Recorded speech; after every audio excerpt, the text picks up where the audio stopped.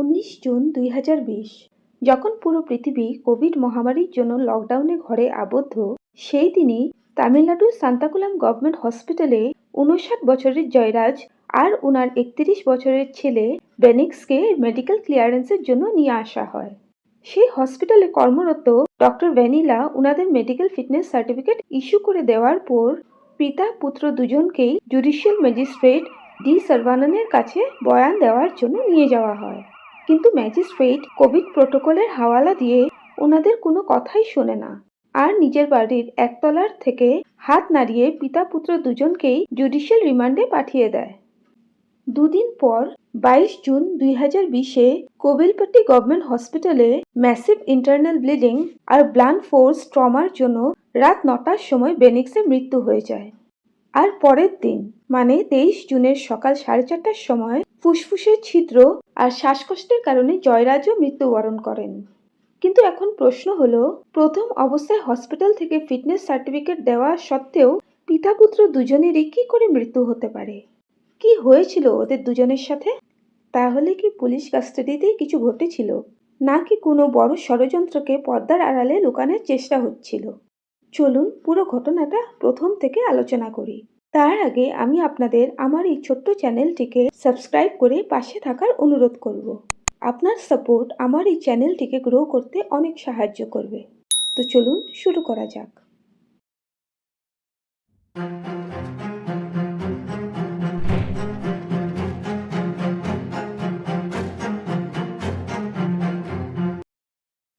June 2020 Covid মহামারীর কারণে রাত 8টার সময় পুরো দেশে কারফিউ লেগে যেত। সেই সময় সান্তাকুলামের একটি মার্কেটে এক দোকানদার 59 বছরের জয়রাজ ও ওনার ছেলে বেনিক্স নিজেদের দোকান বন্ধ করে বাড়ি ফেরার আয়োজন করছে। ঠিক সেই সময় ওনাদের দোকানে দুজন পুলিশ কর্মী এসে কিছু কথা বলে চলে যায়। সিসিটিভি ফুটেজে দেখা যায় যে এরপর জয়রাজ নিজের ফোনে কারোর সাথে কথা বলে আর তারপর নিজেই দূরে দাঁড়িয়ে থাকা পুলিশের গাড়ির দিকে এগিয়ে যায়। আই উইটনেসদের মতে সে গাড়িতে বসা কয়েকজন পুলিশ কর্মী ওনাকে ইশারা দিয়ে ডেকেছিল। 1.5 মিনিট পরে অটো ড্রাইভার পান্ডে, যিনি সেই জায়গায় দাঁড়িয়ে দাঁড়িয়ে সবকিছু দেখছিলেন, তিনি জয়রাজের দোকানের ভেতরে চলে যায়। তখনই বাইরে কিছু গন্ডগোল হওয়ার আওয়াজ পেয়ে দোকানের ভেতর থেকে সবাই পুলিশ ভ্যানটার দিকে তাকিয়ে সিচুয়েশন বোঝার চেষ্টা করে। এরপর জয়রাজের ছেলে বেনিক্স দোকান থেকে বেরিয়ে সেই পুলিশ ভ্যানটার দিকে যায় আর ওর পেছন পেছন বেনিক্সের বন্ধু রাজারামও এগিয়ে যায়।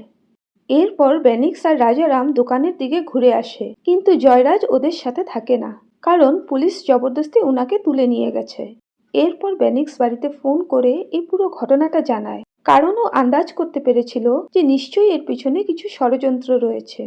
কিছুক্ষণ পরেই বেনিক্স নিজের এক বন্ধুর বাইকে বসে সান্তাকুলাম পুলিশ স্টেশন চলে যায়, যেখানে ওর বাবা জয়রাজকে নিয়ে যাওয়া হয়েছিল। পুলিশ স্টেশন পৌঁছে বেনিক্স দেখে যে সাব ইন্সপেক্টর বালাকৃষ্ণন ওর বাবাকে বেধড়ক মারধর করছে। এসব দেখে বেনিক্স বালাকৃষ্ণনকে নিজের পিতাকে বিনা কারণে এমন নির্মমভাবে মারধর করার থেকে আটকায় আর জয়রাজকে ছেড়ে দেওয়ার জন্য অ্যাপিল করে। কিন্তু সেখানে উপস্থিত পুলিশ কর্মীদের বেনিক্সের দখল আন্দাজি সহ্য হয় না আর বেনিক্সকে শিক্ষা দেওয়ার জন্য পুলিশ স্টেশনের দরজা বন্ধ করে ওকেও মারধর শুরু করে দেয়। বেনিক্সের সাথে আসা ওর বন্ধু যখন পুলিশদের এমন বেআইনি কাজ করা থেকে আটকানোর চেষ্টা করে, সেখানে থাকা পুলিশ কর্মীরা ওকেও মেরে থানা থেকে তাড়িয়ে দেয়। এরপর জয়রাজ আর বেনিক্সকে একটানা 7 ঘন্টা ধরে মারপিট করা হয়। রাত 11:30টার সময় সাব ইন্সপেক্টর রঘু গণেশ থানায় আসার পর এই হিংস্রতার মাত্রা আরো কয়েক গুণ বেড়ে যায়। পিতা আর পুত্র দুজনকেই পুরো নির্বস্ত্র করে ফেলা হয়েছিল, যাতে ওনাদের শুধু শারীরিকই না, মানসিকভাবেও আহত করা যেতে পারা যায়। স্টেশন ইনচার্জ এস শ্রীধর এই পুরো মামলাটাকে কন্ট্রোল করছিল। জয়রাজ আর বেনিক্সকে এমন নির্মমভাবে মারা হচ্ছিল যে 500 মিটার দূর থেকেও ওদের চিৎকারের আওয়াজ শোনা যাচ্ছিল। জয়রাজ বারবার পুলিশদের কাছে প্রার্থনা করছিলেন যে ওনার হাই ব্লাড প্রেশার আর ডায়াবেটিসের সমস্যা আছে, তাই ওনাকে ওরা যাতে ছেড়ে দেয়। কিন্তু সেই মানুষরূপী পশুরা জয়রাজের একটি কথাও শোনে না আর নিজেদের হিংস্রতা চালিয়ে যায়। ইতিমধ্যে ইন্সপেক্টর শ্রীধর বেনিক্সের দিকে তাকিয়ে অন্য পুলিশ কর্মীদের উদ্দেশ্যে বলে, এই ছেলেটা পুলিশদের ধাক্কা দিয়েছে, তাও কি তোমরা শুধুই দেখতেই থাকবে? বাস, শ্রীধরের এতটুকু বলতেই টর্চারের আরেক রাউন্ড আরম্ভ হয়ে যায়। সেই দিন পুলিশ থানায় দুজন মেয়ে পুলিশ কর্মীও ছিল, স্টেশন রাইটার সেলভা কুমারী আর হেড কনস্টেবল রেবতী। ওনারা আতঙ্কে মুখ চুপটি করে সব হিংস্রতা দেখে যাচ্ছিলেন। এনাদের মধ্যে হেড কনস্টেবল রেবতী পরে উইটনেস হয়ে বাপ বেটার উপর হওয়া বর্বরতার রামগাথা আদালতে সাক্ষী দিয়েছিলেন। উনি বলেন যে একবার যখন থানায় পুলিশ কর্মীরা টায়ার্ড হয়ে বাপ ছেলের উপর মারধরের গতিটা কম করে, তখন ইন্সপেক্টর শ্রীধর বাকি পুলিশদের চিৎকারের আওয়াজ কম হওয়ার কারণ জিজ্ঞাসা করে।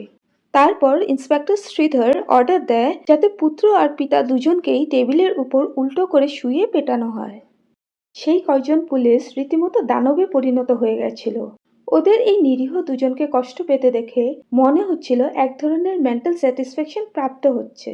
এরপর ইন্সপেক্টর রঘু গণেশ বেনিক্সকে দিয়ে নিজেরই রক্ত পরিষ্কার করায়, যদিও ও সেই সময় ভালো করে দাঁড়ানোর অবস্থায়ও ছিল না। জয়রাজ আর বেনিক্সের মলদ্বার দিয়ে এইভাবে লাঠি ঢুকিয়ে দেওয়া হয়েছিল যে রেক্টাল ব্লিডিং বন্ধই হচ্ছিল না। এই রক্ত আটকানোর জন্য পুলিশ কর্মীরা ওনাদের এক দুবার নয় বরং 6 বার ডার্ক কালারের লুঙ্গি বদলিয়েছে যাতে রক্ত বোঝা না যায়। 20 জুনের ভোর 3টা পর্যন্ত পুলিশ কর্মীরা জয়রাজ আর বেনিক্সকে এতটাই টর্চার করে যে ওনাদের শরীর মোটামুটি জবাব দিয়ে দিয়েছিল। পরের দিন পুলিশ বাপ আর ছেলে দুজনকেই সান্তাকুলাম হসপিটালে নিয়ে ফিটনেস সার্টিফিকেট নেয় আর তারপর জুডিশিয়াল ম্যাজিস্ট্রেট থেকে রিমান্ড ইস্যু করিয়ে সেখান থেকে 80 কিলোমিটার দূর কোভিলপট্টি সাব জেলে পাঠিয়ে দেয়, যাতে ওনারা কারো থেকে ডাইরেক্ট হেল্প নিতে না পারে। সাথে একটা মিথ্যে এফআইআর দায়ের করে, যেখানে বলা হয় যে কনস্টেবল মুরুগান আর কনস্টেবল মুথুরাজ যখন লকডাউনের সময় পেট্রোলিং করতে করতে জয়রাজের দোকানের সামনে যেয়ে ওনাদের দোকান বন্ধ করতে বলে, তখন ওনারা কনস্টেবলের সাথে হাতাহাতি করতে যেয়ে পড়ে ইন্টারনাল ব্লিডিং শুরু হয়ে গেছিল। কোভিলপট্টি সাব জেলের ভেতরে নিরন্তর ওনাদের অবস্থার অবনতি ঘটতে থাকে, তাও কোনো ভালো চিকিৎসার ব্যবস্থা করা হয় না।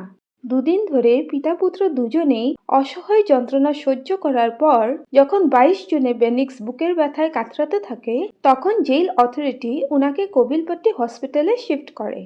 কিন্তু ততক্ষণে অনেক দেরি হয়ে গেছিল আর রাত 9টার সময় ম্যাসিভ ইন্টারনাল ব্লিডিং আর ব্লান্ট ফোর্স ট্রমার কারণে বেনিক্সের মৃত্যু হয়ে যায়।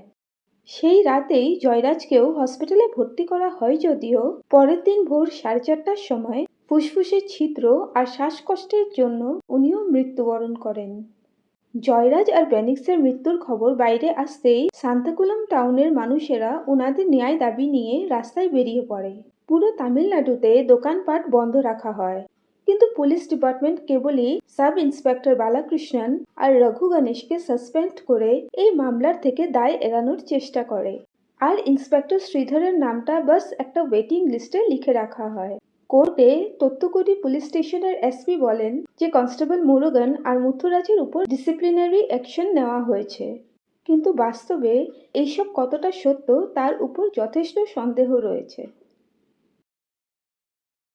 তামিলনাড়ুর সেই সময়ের রুলিং পার্টি এআইডিএমকে জয়রাজ আর বেনিক্সের মৃত্যুর জন্য ওনাদের পরিবারকে 10 লক্ষ টাকার ক্ষতিপূরণ আর ফ্যামিলি মেম্বারের একজনকে সরকারি চাকরি দেওয়ার ঘোষণা করে দেয়। কিন্তু পোস্টমর্টমের রিপোর্টটা সামনে আসতেই পুরো পরিস্থিতি বদলে যায়। এই রিপোর্টে বলা হয়েছে যে পিতা পুত্র দুজনের শরীরেই কমসে কম 18টা গভীর চোট ছিল। ওনাদের শরীরের নিচের ভাগের চামড়াটাও উঠে গেছিল। এই রিপোর্টে এও বলা হয় যে ওনাদের দুজনকে কোনো শক্ত জিনিস দিয়ে জোরে জোরে মারা হয়, আর এই সব একেবারেই আনন্যাচারাল ছিল। এরপর হাইকোর্ট এই কেসটাকে সিবিআই এর হাতে হ্যান্ডওভার করে দেয়। যখন ফরেন্সিক ইনভেস্টিগেশন শুরু হয়, একে একে প্রমাণ অধিকারীদের হাতে আসতে থাকে। প্রফেশনালসরা অ্যাডভান্স ডিএনএ প্রোফাইলিং করে লকআপের মেজ, ওয়াল আর টেবিলের উপর থেকে রক্তের স্যাম্পল কালেক্ট করে, যা জয়রাজ আর বেনিক্সের কাপড়ের রক্তের সাথে ম্যাচ হয়ে যায়। এর সাথে পুলিশ কর্মীরা ব্যবহার করা লাঠির থেকেও জয়রাজ আর বেনিক্সের রক্তের স্যাম্পল পাওয়া যায়। সেই রাতে পুলিশ কর্মীরা একজন বোবা ও কালা সুইপারকে দিয়ে জেলের মেজ আর ওয়াল পরিষ্কার করিয়েছিল। পরে সিবিআই সেই সুইপারের বয়ান রেজিস্টার করে, যেটা ওনার স্ত্রী ইন্টারপ্রেট করেছিলেন, আর উনি সেই রাতে ঘটা সমস্ত ঘটনা সিবিআই এর সামনে খুলে রেখে দেয়। 7 জুলাই 2020-এ সিবিআই এই মামলাটা নিয়ে দুটো আলাদা আলাদা কেস রেজিস্টার করে, আর সান্তাকুলাম পুলিশ স্টেশনের মোট 10 জন পুলিশ কর্মীদের গ্রেফতার করা হয়। কিন্তু এনাদের মধ্যে সাব ইন্সপেক্টর পলদুরাইয়ের কোভিডে আক্রান্ত হওয়ার জন্য মৃত্যু হয়ে যায়। 6 সেপ্টেম্বর 2020-এ সিবিআই এই মামলাটার চার্জশিট ফাইল করে। এরপর এই কেসটা দীর্ঘ 5 বছর ধরে চলার পর 23 মার্চ 2026-এ মাদুরাই সেশন কোর্ট 9 জন পুলিশ কর্মীদের হত্যা, বেআইনি গ্রেফতারি আর প্রমাণ লোপাট করার মামলায় কনভিক্ট করে। আর জাজ জি মুত্তুকুমারন এই কেসটার ঐতিহাসিক রায় দেন।